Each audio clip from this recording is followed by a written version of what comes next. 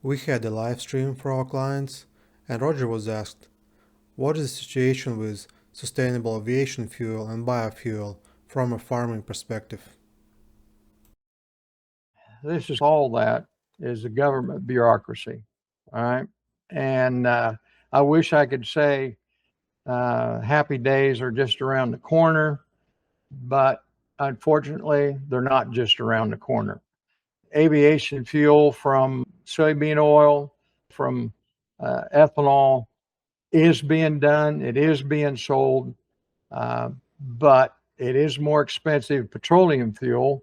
Now, 4 years ago in 2022, sustainable aviation fuel was like $7 a gallon, whereas petro aviation fuel was like $1.80 a gallon, $2 a gallon. Okay. But what was going on then, the green wave, everybody, all the bureaucrats, free huggers, everybody, all the Democrats that are elected to manage the cities and the airport authorities. We got to save the environment. Okay.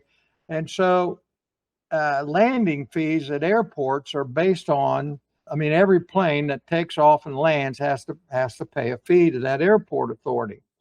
And so they were given the airports were given huge discounts on the landing fees and takeoff fees for those airplanes that were using sustainable aviation fuel or different percentages of sustainable aviation fuel.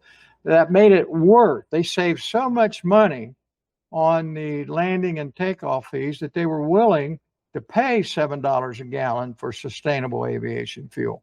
And so at that time, 2022, we were thinking, okay, as we get the technology developed to more efficiently produce sustainable aviation fuel, the price is going to come down and airlines will jump on it and buy it and whatnot. And and here we are 4 years later, and what's happened? Well, we are making more sustainable aviation fuel, but the airlines are saying, you know what? This green thing, the airport and landing fees, we don't get near the discount that we used to.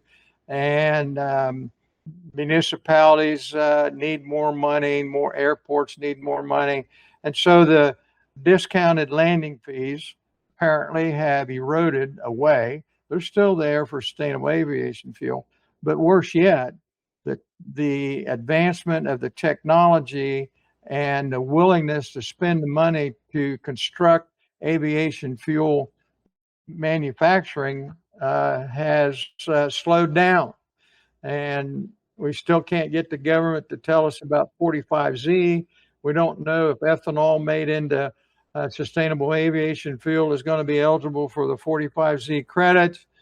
And we don't even know what the 45Z credit amount will be because the bureaucrats have had that on their lap for 4 years and they still haven't made a decision. Trump said we're going to sit down and get on that in March and hope to have a decision by the end of the year. Well, what the heck?